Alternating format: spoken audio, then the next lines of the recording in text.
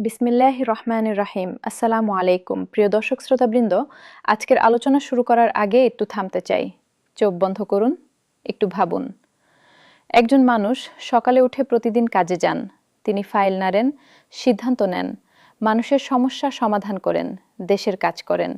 সন্ধ্যায় ঘরে ফেরেন, স্ত্রী জিজ্ঞেস করেন, এই মাসে কি একটু বেশি পাঠাতে পারবে?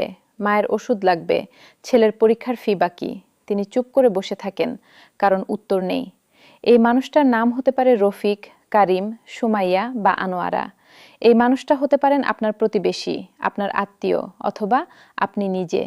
এই মানুষগুলোর কথাই আজকের আলোচনা। আজ জুন ২০২৬। মাত্র ৩টি দিন পর জুলাই থেকে কার্যকর হতে যাচ্ছে নবম জাতীয় পে স্কেল। বাংলাদেশের প্রায় ২২ লাখ সরকারি কর্মকর্তা কর্মচারী এবং ৯ লাখ পেনশনভোগীর জীবনের হিসাব বদলানোর এই সুযোগে আমরা আজ শুধু সংখ্যা গুনব না। আজ আমরা কথা বলবো সেই মানুষদের কথা যাদের জন্য এই পে স্কেল। কথা বলবো এই সিদ্ধান্তের পেছনের অর্থনীতি, মনস্তত্ত্ব, সমাজতত্ত্ব নিয়ে।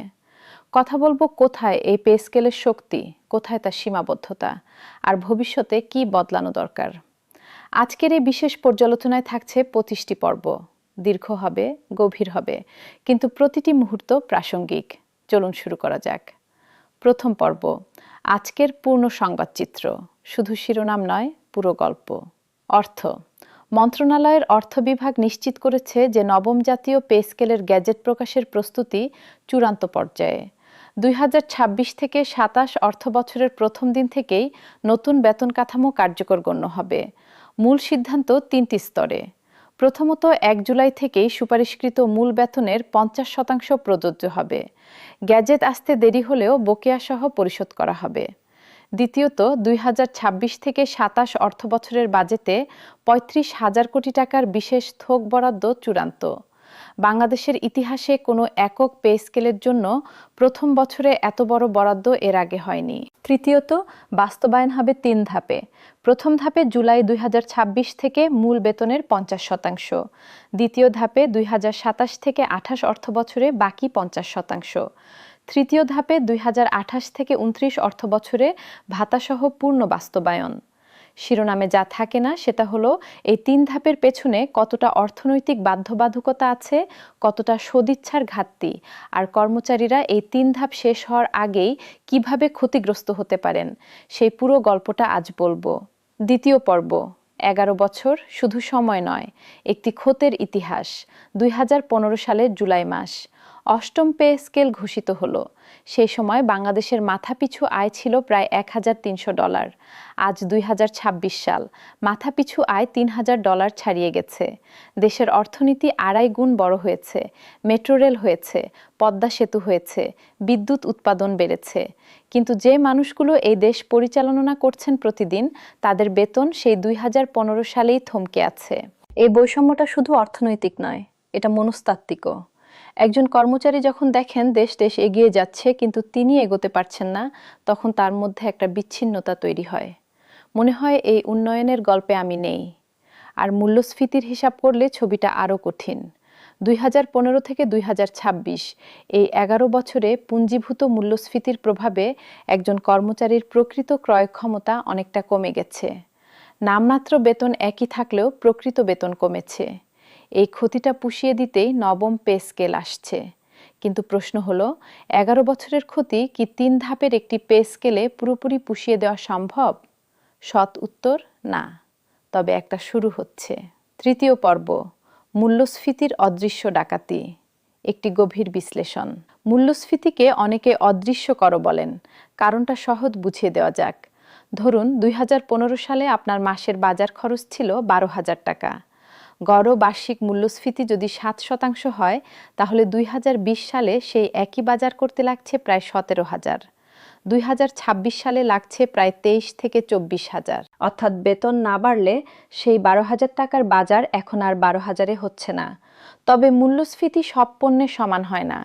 কিছু জিনিসের দাম বেশি বাড়ে, কিছু কম।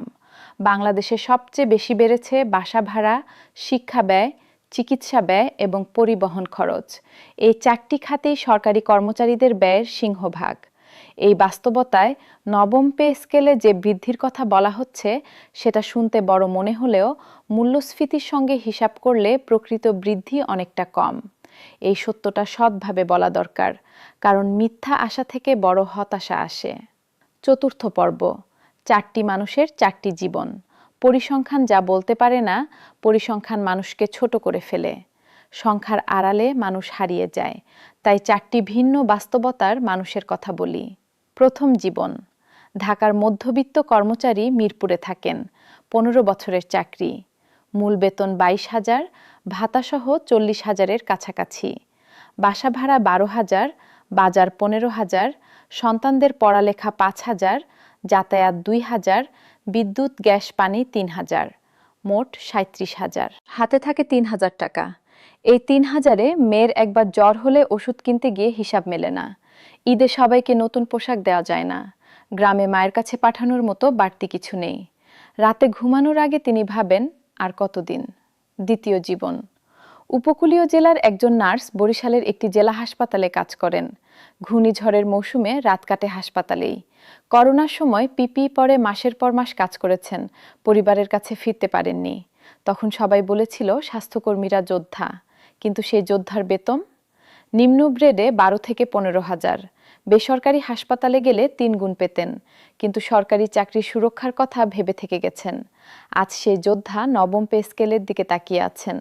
প্রত্যাশা একটাই, তার ত্যাগের স্বীকৃতি হোক। তৃতীয় জীবন। পাহাড়ের দুর্গম উপজেলার একজন ইউএনও বান্দরবানের একটি দুর্গম উপজেলায় পোস্টিং। পাহাড়ি পথ, নেটওয়ার্ক নেই, পরিবার ঢাকায়। মাসে একবার যাওয়া হয়, কখনো 2 মাসেও না। দুর্যোগে রাত জাগেন, বন্যায় মাঠে নামেন। তার বেতন সমমানের বেসরকারি পদের তুলনায় অর্ধেকেরও কম। কিন্তু তিনি থেকেছেন, কারণ বিশ্বাস করেন দেশের কাজ করাটা গুরুত্বপূর্ণ। এই বিশ্বাসের মূল্য রাষ্ট্র কতটা দেয়, সেটাই নবম পে স্কেলের আসল পরীক্ষা। চতুর্থ জীবন। অবসরের দোরগোড়ায় একজন 58 বছর বয়স, আর 2 বছরে অবসর। 30 বছর রাষ্ট্রের সেবায়, সততার সঙ্গে কাজ করেছেন। কিন্তু 3 ধাপে বাস্তবায়ন মানে তৃতীয় ধাপ আসার আগেই তিনি চলে যাবেন। তার পেনশনের ভিত্তি হবে প্রথম বা দ্বিতীয় ধাপের বেতনে, তৃতীয় ধাপের পূর্ণ বেতনে নয়। 30 বছরের সেবার পর এই মানুষটার প্রাপ্য কি এটাই? এই 4টি জীবন আলাদা আলাদা কথা বলছে, কিন্তু একটা সুর এক। রাষ্ট্রের কাছে তারা শুধু চান তাদের শ্রমের ন্যায্য স্বীকৃতি। পঞ্চম পর্ব, বেতন কাঠামোর শরীরবিদ্যা। গ্রেড থেকে গুণক পর্যন্ত বাংলাদেশের সরকারি বেতন কাঠামো 20টি গ্রেডে বিভক্ত। গ্রেড 20 থেকে 1, সর্বনিম্ন থেকে সর্বোচ্চ। প্রস্তাবিত কাঠামো অনুযায়ী গ্রেড 20-এ বর্তমান 8,250 থেকে 20,000। বৃদ্ধির হার প্রায় 142%। গ্রেড 10-এ বর্তমান থেকে বৃদ্ধির হার প্রায় 115 থেকে 120%। গ্রেড 1-এ 78,000 থেকে 1,60,000, বৃদ্ধির হার প্রায় 105%। শতাংশের নিচের গ্রেডে বেশি, এটা সামাজিক ন্যায্যতার একটা ইঙ্গিত, কিন্তু একটা সীমাবদ্ধতা আছে। 20,000 টাকা মূল বেতনে ঢাকায় থাকা কর্মচারীর কথা ভাবুন। বাসা ভাড়া ভাতা কত পাবেন? যদি মূল বেতনের 50% হয় 10,000, কিন্তু ঢাকায় একটি ছোট বাসার ভাড়ায় 12 থেকে 15,000। তাহলে শতাংশে বৃদ্ধি বেশি হলেও পরম সংখ্যায় বাস্তব জীবন কতটা বদলাবে? এই প্রশ্নটা না তুললে পুরো ছবি অসম্পূর্ণ থাকে। ষষ্ঠ পর্ব, মূল বেতন বনাম মোট প্যাকেজ, যে বিভ্রান্তি এড়ানো দরকার। বেতন দ্বিগুণ হচ্ছে, এই কথাটা শুনলে মনে হয় হাতে পাওয়া মোট টাকা দ্বিগুণ হবে, কিন্তু বাস্তবতা সূক্ষ্মভাবে আলাদা। একজন সরকারি কর্মচারীর মোট প্রাপ্তি মূল বেতন, বাড়ি ভাড়া ভাতা, চিকিৎসা ভাতা, যাতায়াত ভাতা, উৎসব ভাতা এবং আরও কিছু ভাতার সমষ্টি। প্রথম ধাপে শুধু মূল বেতনের 50% বাড়ছে।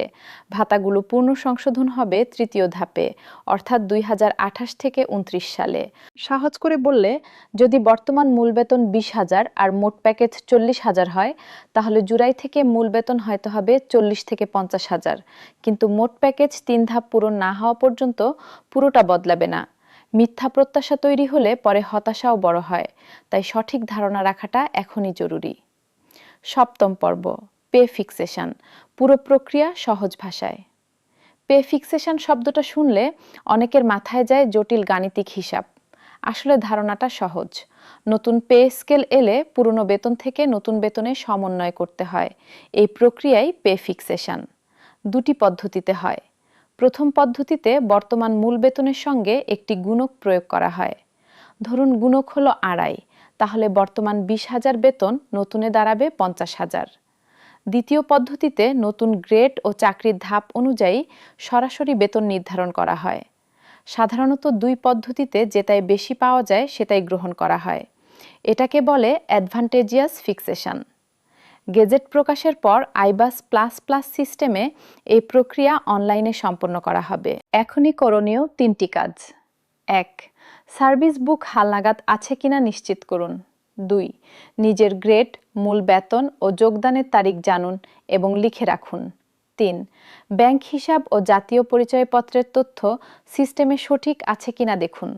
অতীতে দেখা গেছে তথ্যের গরমিলের কারণে অনেকের বেতন নির্ধারণে মাসের পর মাস দেরি হয়।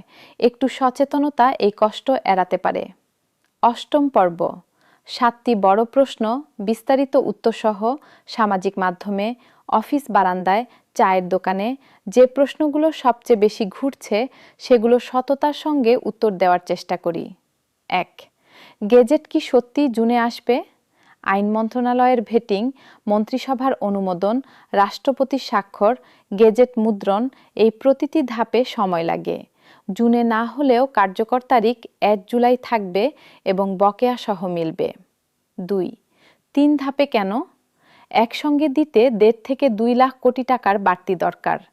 একবারে দিলে মূল্যস্ফীতির ঝুঁকি, বাজেট ঘাটতি এবং আন্তর্জাতিক ঋণ চুক্তির শর্ত লঙ্ঘনের ঝুঁকি। ধাপে ধাপে এই ঝুঁকি কমানো যায়। তবে কর্মচারীদের প্রশ্নও ন্যায্য। 11 বছর পর আরও 3 বছর কেন? 3.